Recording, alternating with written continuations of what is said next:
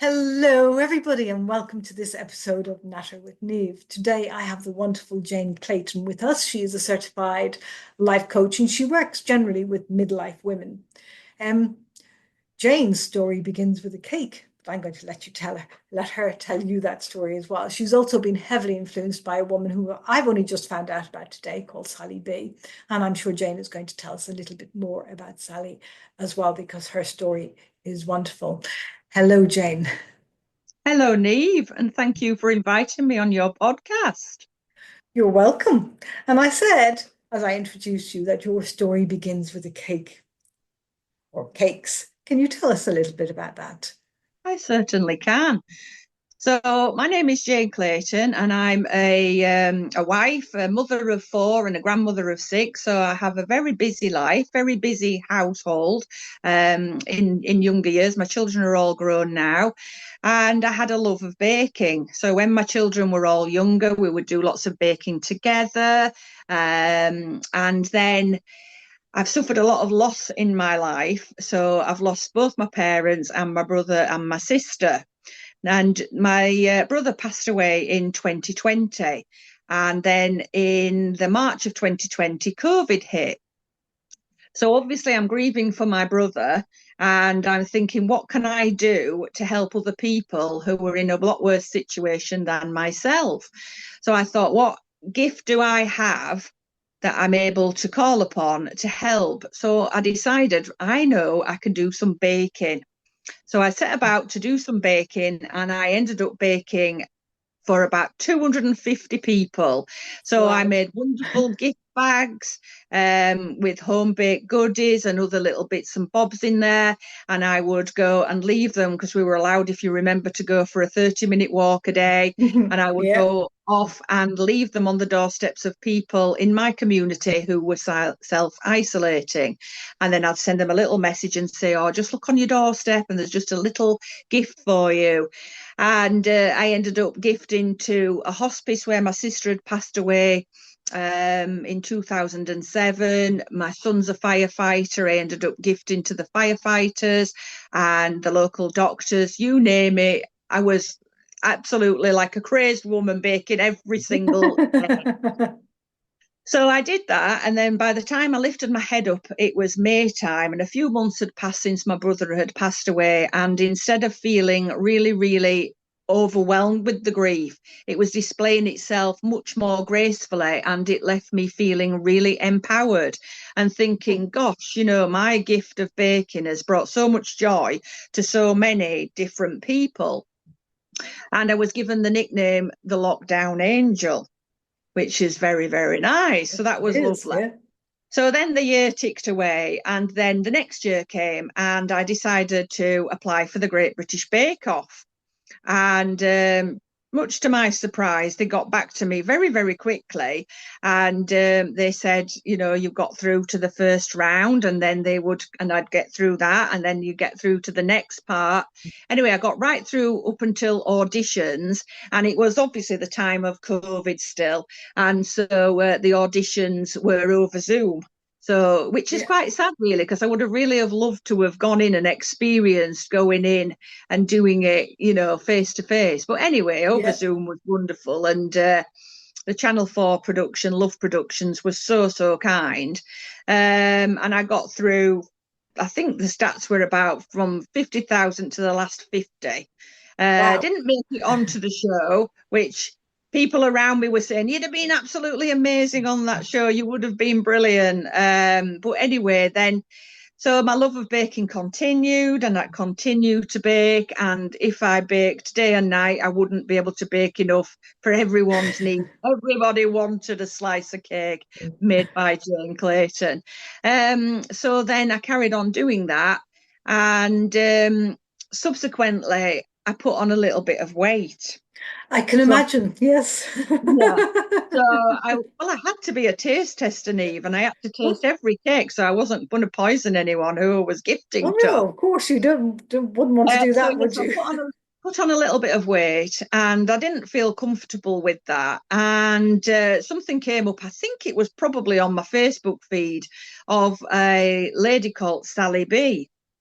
So Sally B works for ITV, and she's worked on the Lorraine show as a cook for quite a number of years. Back in, I don't know what year she was on it, but she's not on it at the moment. She's doing various other things. She's actually running a face Facebook group called the Recovery Club, which anyone who's recovering from any illnesses can reach out and seek Sally out. So I joined that, and very quickly I actually lost the weight, and then from then, well, the story changes from then. So from baking and enjoying gifting my beautiful cakes, I then went into empowering women, primarily midlife women, which can be such a delicate age, can't it, when you have a woman at midlife? Yes, yeah. That kind of, yeah, when your kids are teenagers and, Yeah, quite often you're looking after parents as well. And yeah. there's no time for you, really, is there? There isn't. There's no time for you. And I think sometimes when you did something for yourself, it could have been deemed as being selfish, and you could have been doing something useful with your time rather than doing something for yourself. And I think of, I'm 56, and a woman of my age from Generation X, we were always brought up to think that we were responsible for everybody and everything. And Yep. I think there's no one that comes and knocks on your door and tells you that things are different and times are changing. So I think we continue to do that until someone flags up that there is a different way. And this is what Sally did for me. And when I first reached out to her, she would say, "Where are you on the list? Where are you on the list, of self-care?" And I would say, "I'm not even on the list. I don't even appear on the list." And so she said, "Well, things will change from now on." And it wasn't in an arrogant way. It was just in a lovely, lovely, lovely way of just looking after yourself, just a little bit to start with, and then a Yeah. little bit more. And I just absolutely loved the difference that I felt from taking care of myself. Can I And ask you, I mean, no, before you continue the yeah, story, what did that self-care look like for you? it looked like slowing down. It looked Mm. like stopping rushing. I would Mhm. always, obviously, like a mum of four children, when they were younger, it had to be like a fine oiled machine, getting Yeah, them up and ready. And I pride myself in saying that they were never, ever late for school one single day, and they had a home cooked meal every single day. Um, and I put a lot of pressure upon myself, I think. I think yes, yeah, I became a mum at just 17 years old back in the 80s. And I put a lot of pressure on myself because I think it was a case of, am I going to sink or am I going to swim? And I well, that was was, the domestic goddess era as well, wasn't it? yeah, yeah. And it Yes, was, my God, I'm going to swim. yeah, And yeah, so looking after the children was my main job. And just absolutely loved it. But then there came a time when they got a little bit older, and I had pockets of time where I could have been doing something for myself, but I felt guilty. And it was nothing that anyone had put upon me to feel guilty. It was just the way that I felt. And I felt yeah, guilty about doing things for myself. But then slowly but surely, I started doing things, whether it be having a soak in the bath in the afternoon when the house was quiet, or picking yeah, up a book and reading, which I didn't have time to read, obviously, when they was all small. Just little things, or going for a coffee on my own, something like that. And I got to thinking, oh, this is all right. Oh, I quite like this. yeah. Um, and then from there, and I met so many wonderful women as well through Sally. So we had like a really, really wonderful, tight support group with one another. And Sally then set up Project Empower, which was a group to support women. And very sadly, Sally became a little bit poorly and she wasn't able to be at the helm for a little while. And I reached out to Sally and said, "Would you mind if I, just kept things ticking over a little while until you're Mm. much better?" and you can come back, which is what I did. And I set up a WhatsApp group, and it's affectionately called, it still runs to this day, and it's affectionately called Sally's Little Bees. And there's Oh, women I from love all over that. the UK of all Yeah. ages. As I say, I'm 56, and there's some glorious ladies in their 80s who are magnificent. And, that WhatsApp group, oh my goodness me, it pings every single day, and it has done since the day that I set it up. So I do feel that connection, whether you meet people in person or whether you meet people online, connection is key, I think, to our well-being, and especially at this age, because we can lose Yeah. ourselves a little bit, can't we? You We know, can, yeah. And I think a and lot of women lose themselves in that, that yeah, period of having children and trying to yeah, work and trying to keep the house. And as you said, I remember I was reading back one of my journals from about 10, 12 years ago the other day. And in it, I was kind of talking about how I'd spent £25 on a pair of pajamas for myself and feeling really guilty about that because what if yeah. the children needed something and then I wouldn't have the money? Now, sod that for a bloody lark, you know? Oh, You know, 100%, um, 100%. I think and it's a that's the kind of changing that's world. but that's the place I was at in those days. Taking Yeah, care of me was not a priority. And like I yeah, love that you said it would cat's bottom in the thing. I love that you said it's slowing down, it's taking time for you because a lot yeah, of people look at self-care as that, having your hair done, your nails done, and having your makeup perfect and everything. yeah, And yes, that can be part of it, yeah. but there's a huge, huge other part to it, isn't there? Oh, Of there really is. nurturing yourself rather Yeah, than just the external appearance. yeah. And I think self-care looks different for everyone. What Yeah. makes you tick might not make someone else tick. For me, I love to walk. I love to get out in nature, and I absolutely love to walk. And you see people whilst you're out on your walk, and you can have a conversation with people who people who you've just met, and that's really, really love. And it's taking the time. And Yeah. also, I think that at this age as well now, we're kind of forging a new identity. So the identity that we had, when you're bringing your children up, your mum, aren't you? And you Yeah. kind of lose yourself in that a little bit. But I wouldn't change a single thing about that. I absolutely enjoyed every single minute of bringing my children up and my grandchildren. I absolutely adore seeing those too. But for me, something was missing, and I didn't know what it was. And Yeah. Sally dug deep with me, and we found out what was missing, and it was that I felt as if I'd got so much to give to other people, and it fed me just as much as it fed the person who I had been helping. Yeah. And then the story about the bake off, Sally was writing a book. So she was writing a book called Don't Go Faster Than Your Guardian Angel Can Fly. And she reached out to the women who were on the Sally B method at that time and said, if anyone's got a story that they'd like to contribute, and, I'll look through it and it may go into the book. So the story of the gifting of the goodies ended up in this book, which has been a bestseller on Amazon. So that was like a Wow. real confidence boost. Yeah. And writing, I loved writing when I was a kid, loved English at school, but being a busy mum, I didn't have the time to sit down and write. And I found that I absolutely loved writing. And Sally encouraged me to have a blog, which I did. I made a blog Mm. and did various different little written things, and I absolutely enjoyed that. But the coaching, which I've just recently qualified as a life coach, is my true passion. Mm. Yeah, Yeah. I mean, when you look back at, part of you, wants to help people. And that baking was kind of your entry into it, wasn't it? Because actually, during lockdown, what else could we do? Well, I mean, I was working in school, so I didn't have the same lockdown yeah, experience that most people had because I was in yeah, school every day.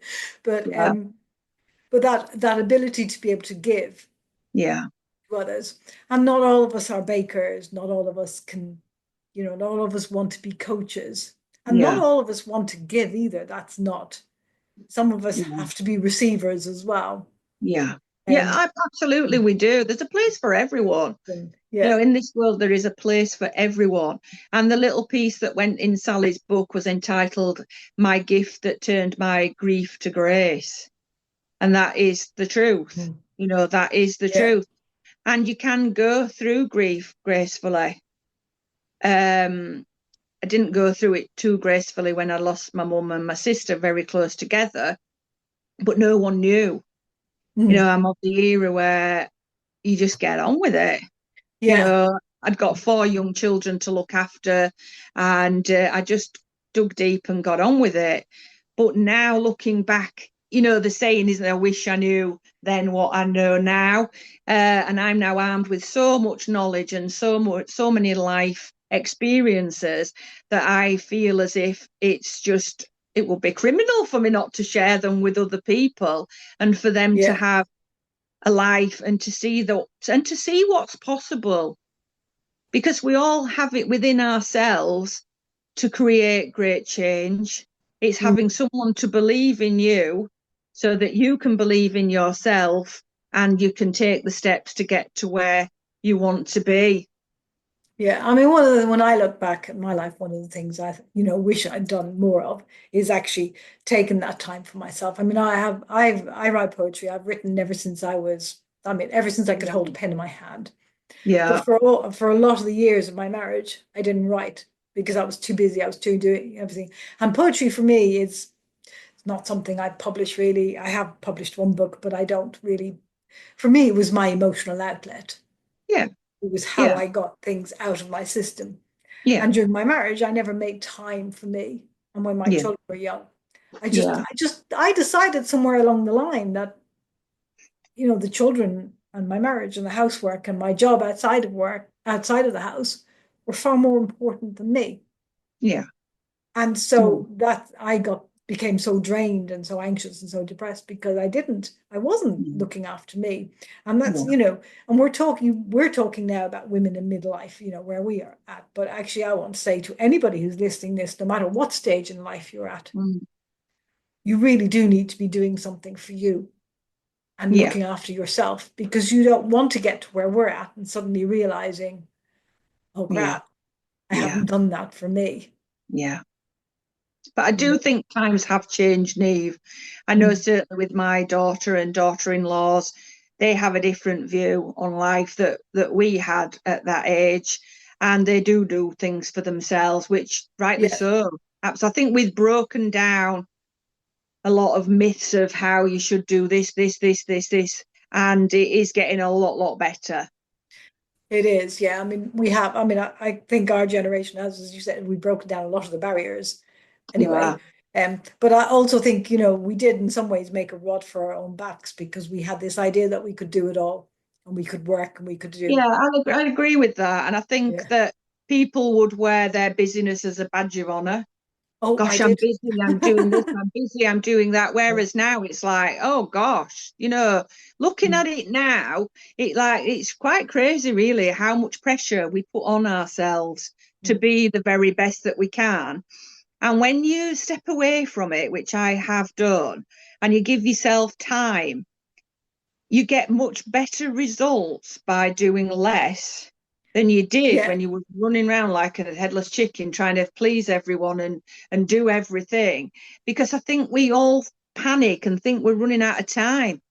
And we get into that power. We should be doing this at this age. We should be doing that. We should be doing that. But when you do actually slow down, you get a lot more done. Yeah. Well, I mean, yeah, I'm one of those really slow, but people call me lazy, but there's nothing I love more than conversation and a coffee. Yeah. And that, I had 3 conversations yesterday, and that was like an ideal day for me. Yeah. I love sitting on the sofa with my cat and a book, Yeah. and I can quite happily ignore the piles of laundry. Yeah. you know, Yeah. but that's something that has come to me, like I'd say over the last 10 or 15 years. Before that, the laundry pile would have stressed me out. I would have had to do something about it. I didn't think I deserved to sit down Yeah. until Yes. I'd done that. Yeah. Whereas now I know, actually, you know what, that's still going to be there. Hmm. and I need the time now Yeah. for myself, because I also knew that when I was stressed, when I was running around on empty Yeah. and not recharging myself, that actually that affected my sleep. It affected everything. It Oh, it affected how I does. ate because I was Yeah. eating rubbish because I just needed quick sugar boosts. Yeah. That again, in Mm-hmm. turn, affected my sleep. So I was incredibly unhealthy Mm-hmm. because I didn't have Mm-hmm. that idea of looking after me was Yeah. important. And I Oh, it's love that. so I mean, and important. my daughters are like your daughters as well. They have that much more sorted than Yeah. at a young age than I ever did. Yeah. So I love that's changing for women. It is, certainly is changing, which is really, really good. And it can Yeah, still change for women of our age. You yeah, know, if they have the information, or they have someone stepping in and saying, you know, you can do things for yourself. But I think when you do start doing things for yourself, I think it's very normal for you to experience a few kickbacks as well, because people are yeah, so used to you being there and doing what you do, and then when you're not there, you know, as much, or whatever, you know, they can sort of like, oh, I think it can rock the boat a little bit in the yeah, beginning, but it'll settle down then in the end, and it's just much better to be able to be content in yourself, and then you show yourself to the world in a different way. yes, yeah, because you're not. I guess in some ways, all that business is looking for validation. I think it is. I think you're Yeah, right. I think you're right with and that. when you're looking after yourself, you're validating yourself, Yeah, you are. and Yeah, you yeah. don't need all that And it's the busyness. giving of permission. You know, give Mm, yourself permission mission. to be able to do, and, you know, do nothing if you don't want to do anything.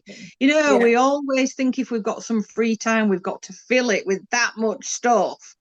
You know, but as Sally would say, if you have got energy and then you're resting with energy, you've got energy to read your book, read your magazine, you know, rather than wait until yeah, you're absolutely shattered beyond and then you've got to rest because your body's telling you, you know, if you yes, can use your energy for yourself, you know, obviously you've got other stuff to do, but yeah, if you can use your energy for yourself, whereas if someone would ask you to do something, you'd find the energy from somewhere to do it. So why can't you find the energy for yourself? yeah, yeah. As you said, to read that book, to do that painting, to do that piece of writing, whatever it Yeah, is you want to do, to learn a new yeah, skill, um, yeah. and And I not think, only, but when you do that, I think it empowers you as well. oh, it It does. boosts Oh, your it does. confidence. Yeah, it Yeah, really does, and it has a knock-on effect in every area of your life because you feel so much better. mm, So I've been lucky enough in the world that I've been in for the last three and a bit years to have met the most glorious, inspirational women. And one lovely lady is a naturopath. And my gorgeous little dog, Sophie, had passed away. It'll be 3 years in July this year. And she noticed and said, oh, you're not just yourself. Are you okay? And I said that my little dog had passed away and I were feeling a little bit off. Anyway, she yeah, recommended me 3 different kinds of vitamins to take. And you know what, Neve? Within 2 weeks of taking these vitamins, cod liver oil, Optibac, I felt like a different woman. And it's just having other people and their knowledge that they share with you, and you kind of like take it on board. And it's amazing yeah. how your life changes so much. Yeah, but can you imagine, if you hadn't started that baking back at the beginning of lockdown, if you had not Yeah, decided that you needed to do something for somebody else and you hadn't baked those yeah. cakes and left them on your neighbor's doorstep. Yeah, and it was something that it was thought like that, you know, Mm, but it was in the what can I do for other people, not right. what other people can do for Mm, me. mm. And Yeah, that's the space that it came from. And that's the space that I've worked from probably my whole life, really. And then it came to a point where I was like, right, what can I do for myself? yeah, And at first, it was totally alien and out of my comfort zone and felt really weird. mm. But then when I saw the effect that it had, not just on myself, but on other people around me, I thought, oh, I'd have some more of this. Do a little bit more of this. This is It, all it right.